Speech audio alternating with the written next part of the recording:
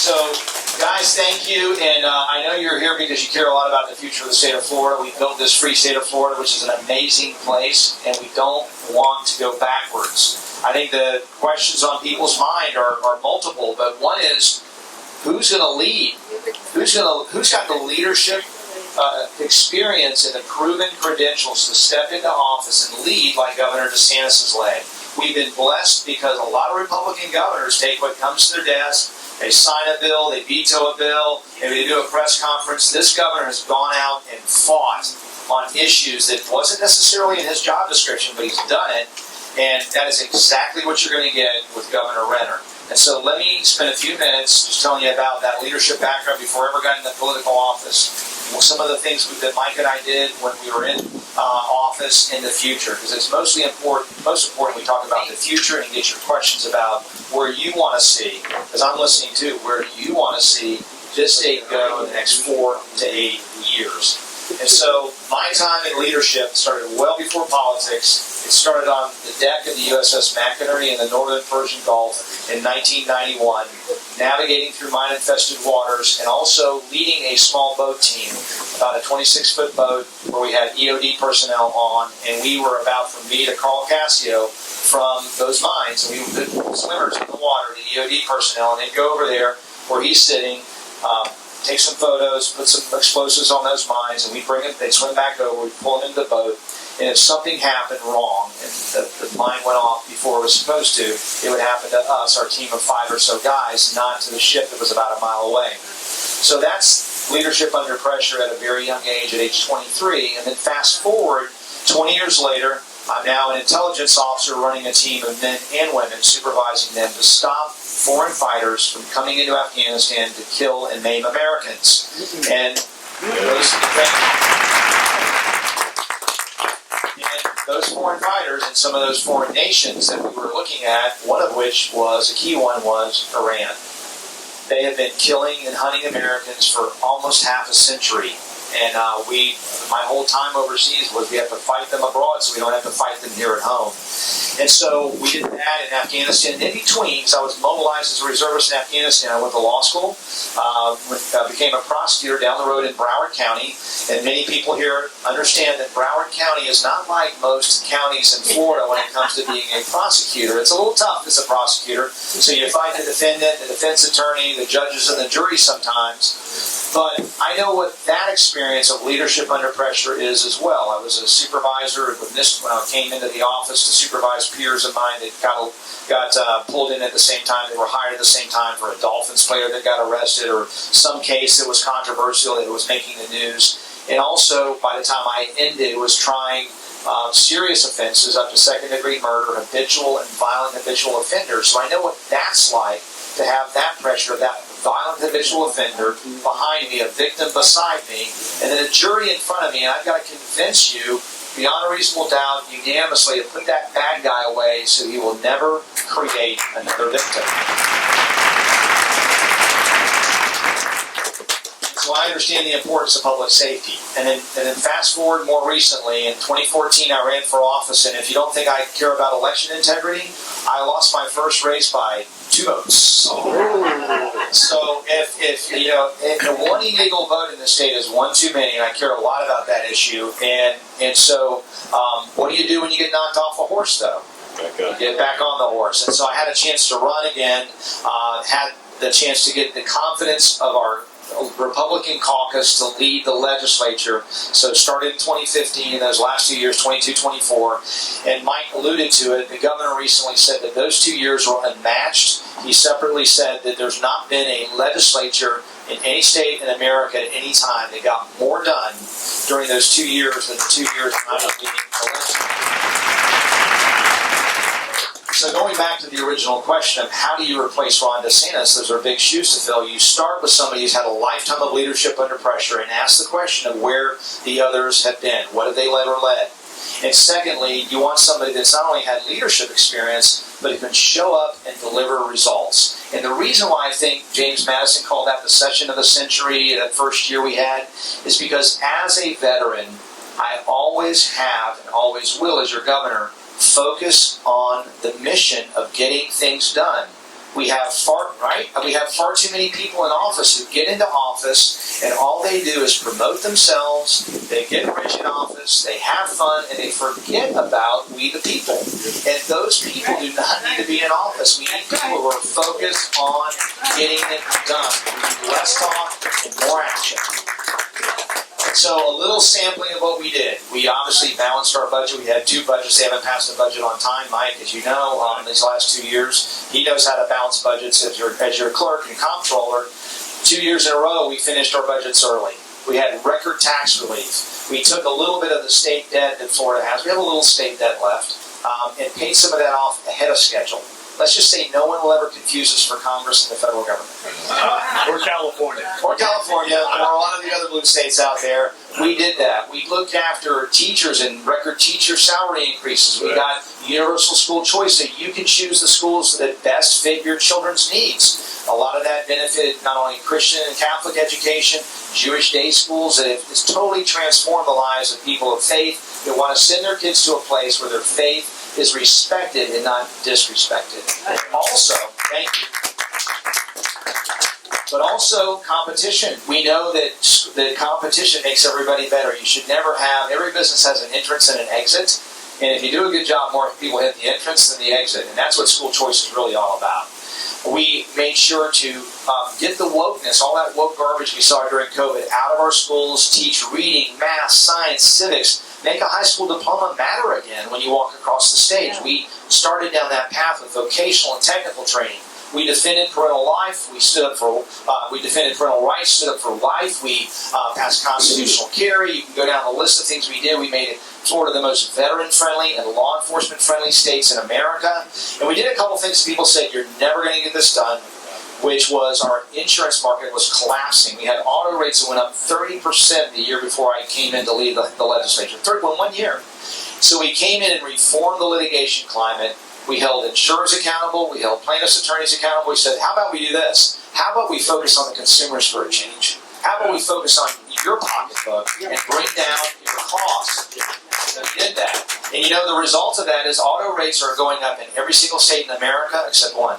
They're coming down here around 10% on average, but Progressive's down 15%, State Farm's down 20% in auto.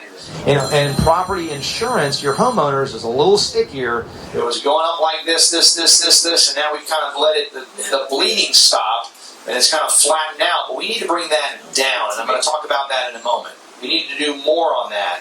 People said you're never going to do that because everybody's going to lobby up against it, and they did, right? But we got it done. It's all about leadership. You see the difference in the last 2 years of not even getting a budget done. And then the second thing we did is we protected children and defended childhood. Our kids are facing more challenges today, right, ma'am? More challenges today. We had mean girls and boys when we were growing up, but it didn't move the needle in mental health. People are having mental health. It's a catastrophe out there. We overuse the term crisis, but did you know that 57% since the advent of these addictive social media platforms, 57% of high school women had persistent hopelessness or loneliness in the last year. 30% said they had a mental health issue in the last, 41% said they had a mental health issue in the last 30 days. And 30% of high school women in America said in the last year they contemplated taking their own life. My friends, that is a crisis. And the other problem, in addition to the psychological damage, is that's where the bad guys live. The guys that are 52-year-olds pretending to be 12-year-olds. Your child is safer in a county park in Palm Beach County tonight, alone at midnight, than in their own bedroom on a digital device while mom and dad are sleeping. And that's the reality. And guess what? I was the guy that did something about it.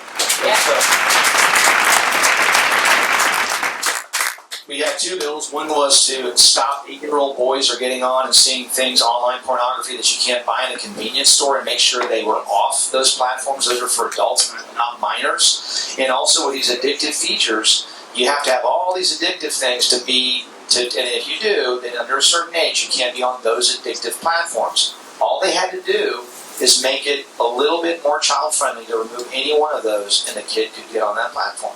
What did they do? They lobbied up to stop us. We beat them. We passed the bill. The governor signed the bill. They sued us. And so did the pornography companies. Let that sink in for a minute to keep it just the way it is. That's what our kids are facing. And so you need somebody who's going to take on the real life challenges that are facing our kids, that are facing us in affordability today, which is where I want to transition. And you go to somebody who's got proven leadership under pressure. You go to somebody who doesn't just talk the talk as a campaign conservative, but as a true believer who can show up and deliver the receipts, get the mission done. And so we did that when I was leading the legislature. And so for the future, how many people in this audience on this beautiful day would say that we become a victim of our success, that it's more expensive than ever to live in Florida? Housing, insurance, property taxes, electric bills. Show of hands. Yeah. A lot of hands. A lot of hands. And that is my day one priority. I'm the only candidate in this race that has a very specific proposals, which I'm going to share with you to get after this. It'll be a day one priority. We have to make Florida more affordable again. So, property taxes, they've gone up twice as fast as incomes. Now, the local governments have legitimate needs. Police, fire, schools, infrastructure. I get that. My plan will cover that. But here's what we're going to do. We're going to eliminate homestead property taxes for all but the very, very wealthy. That 95% of people will not pay any more property taxes ever in the state of Florida. We're going to take care of small businesses. So mom and pop businesses, no property taxes in the state of Florida. Wow. That's a big deal. Small businesses. Great. Yep. And we're also going to look after people that are trying to get a home. So we have some special provisions for first-time home buyers. The most tragic thing when we talk about affordability and home ownership is it's really anybody that can't keep up with their costs. But the most tragic ones to me are people on fixed income who have lived in the state for decades and they're literally leaving. I don't know if you saw the Wall Street Journal article. People are leaving the state because they can no longer afford to live in the state they love because they're on fixed incomes. I will never let that happen as your governor. Just know that. And the same thing is true when it comes to first-time home buyers. Did you know the average age, I think, is 44 years of age to own your first home? That wasn't the case when we were younger. And that shouldn't be the case. That means the American dream, the door is closed, and the door has to be open, or those people will follow radical ideologues like Zoran Mandami, who promises the world free everything. And what did he give them? He didn't give them anything for free. He said, I'm going to raise your taxes. That's what the left promises, and that's what they deliver. And so we're going to do things for those groups and make sure we take care of the fact everybody in Florida is going to benefit significantly from this reduction. And we're going to do it through two things. Michael can help us, but we're going to make sure at the state level, everywhere taxpayer money is. I love what the CFO's done with Doge and has gone, and gone to various counties. We're going to do that everywhere. We're going to do it at the state level. We're going to do it at the local level, the special district, the university. We spend, collectively, taxpayer entities spend $250, $300 billion a year. Isn't it reasonable that we can save at least 10 or 20 billion out of that amount? Yeah. That's not a great deal. You can do it out of your family budget, out of your business. So that pays for 10 to 20 billion dollars of the 34 billion in savings that my plan brings. And then we have some doxing of taxes that will replace some of that income one time. You pay it once, and you're done. You walk in tax-free into your home for the rest of your life. It's a great plan. It shifts the burden. It puts the priority, because I'm running a Florida First campaign. That means I don't care to run for president or vice president. I don't care about what's happening in Iowa or New Hampshire. All I care about is being the best governor and making sure that Florida and Floridians come first. We're going to put people at the forefront of my administration that make their living and make their home here, period. That's all that matters as your governor. And so doing that means we shift a little of that burden to people who are coming in from out of state. Did you know that we have over 100,000 people, 100,000 single-family homes in this time of affordability crisis? Over 100,000 single-family homes. Florida leads, I think, some of the nation, maybe the nation, in terms of people from out of state, private equity, out of state investors who come in and buy up large quantities of single-family homes we're talking about and rent them. So what's wrong with that picture? Well, number one, 100,000 Floridians are paying a lot of money that never sees a dime spent on the Florida economy, on any of the small businesses down the street, on our economy, paying taxes. That's a problem. And also, it's over 100,000 homes that nobody can buy. And so it exacerbates and drives up artificially the home prices. So my plan shifts a little bit of the burden in that direction. Tourism, very large corporations that are kind of shifting money around. They just want to pay their fair. We want to, it's very light. It's very pro-free market, but it's paid for too. So we don't leave the locals in the lurch. We take care of Floridians. Period. Full stop. Drive down insurance prices. You pay a tax on your insurance premiums if you didn't know, and it's not a great deal of money, but that's something we can do very early in my administration. Let's at least temporarily, while we have these high insurance prices, have a repeal or a temporary moratorium on that tax. That'll save $100, $200 a person. It's not a lot of money, but if my bill goes down $200, I appreciate it. We're going to lean into hardening programs in my state, Florida home, that can save as much as $1,000 a year in your premium. And we're also going to do some things from a regulatory standpoint that a lot of people in the industry think we can save 5 or 10% on your premiums. That's a lot of money. So we're going to make sure that we have a plan to bring down homeowners insurance further while defending the reforms we've made. That's a good one, right? So I mentioned leadership. I mentioned results. How about a candidate in this race that actually has a plan? So I think as you're hearing, I actually have a plan, and you can vote knowing that I'm going to go in and do exactly what I campaigned on. And so when it comes to electric rates, I've got some ideas to also change the incentive structure to bring down the cost of electricity. And the cost of energy drives everything. And I've been clear about how I feel about AI data centers. They have to be able to absolutely establish that they're not passing along electric increases to homeowners, because that has happened all across the country, and I don't believe that the bill that was passed is probably the best you're going to get out of the legislature. It goes far enough. There's too much wiggle room there, and if you're a candidate who said I want to lead on producing more AI data centers across Florida, I'm not in that camp. I'm a let's ask questions first before we build a single one. I've said full stop, because it's going to drive up our electric rates. It's going to damage our environment. It's like putting a big pipe in our aquifer when we're in a historic drought and people are losing their yards, their properties, their golf course, everything. So we're going to make sure that we take care of Florida, and it's not for the benefit of out-of-state investors. We want out-of-state investors, but they've got to do it in a way that doesn't destroy the life of those that make their home here. That's a simple proposition that I understand and will follow. Okay, and finally, we're going to keep Florida safe, and we're going to keep it free. I'm the only prosecutor in this race. That means we're going after public corruption. We're going to have permanent doge. When we see people, Mike's going to help me, when we see fraud, we see people stealing money from taxpayers, there's going to be accountability, and that's part of how we get to that 10 or 20 billion in savings. We can do this, and I guarantee you in our Medicaid program, I'm going to be looking for that because it's tens of billions of dollars. I promise you there's Medicaid fraud in the state of Florida. We're going to find it. And so we're going to make sure that we go after sex trafficking. We've seen Jeffrey Epstein and that whole debacle. It's happening here, sadly, in the state of Florida, but we're going to go after it. And so we're going to do other things as well. When it comes to the death penalty, I don't know how you guys feel about it. I'm pro-death penalty, and what saddens me is the average person stays on death row for over 30 years. If we're going to have it, that's not how you do it. There's a lot of gamesmanship. 3 years for an appeal when I'm governor. You have 3 years after that. The kind of guy who raped and killed a 6-year-old girl. I've got a about to be 6-year-old daughter, and so if you hurt a child in the state of Florida, just know when I'm governor, you will wish you never ever did it here, because we're coming after you. And so that family waited 43 years, and many of them grew old and died, never seeing justice for that little girl. That will end when I'm governor. We're going to make sure we keeping Florida free. That means election integrity. That means immigration enforcement. It means pushing back against the threats to our freedom.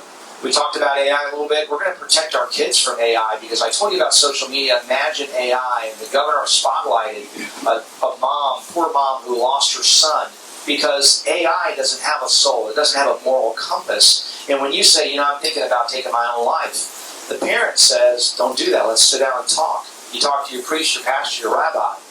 AI, it says here are 10 ways to do it. And that's what happened. And so we have to, the governor's put on the special session, the legislature failed to get it done. AI protection, AI Bill of Rights to protect our kids, because it's not your substitute girlfriend, boyfriend, mom, or dad, God, or Oracle. And so we have to do those things, protect the free state of Florida, protect it from the red and green threat. Charlie Kirk talked about the threat from the left. China is alive and well in the United States of America. We're not going to let them buy our land. We're not going to let them come learn in our universities and steal our research. That's not happening. And also, I've spoken more clearly than any other candidate about the green threat that Charlie Kirk talked about. And I alluded earlier that I spent my whole time in the Middle East, and we were told, we were promised, we have to fight them abroad. Why? So we don't have to fight them here at home. And then we open the door wide, and we have 500,000 Muslims in this state.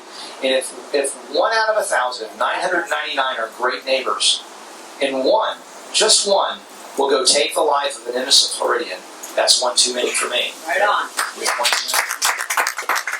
So I said clearly, and I posted, a Muslim student said that Islam will never coexist with any other system, Christianity, Judaism, Hinduism, Buddhism, or the American Constitution or the American way of life. And he wasn't being hateful, he was being honest. And I'm being honest as well to say I will not allow enclaves in the state, I will not allow education dollars to go to schools and indoctrinate children and hate the country.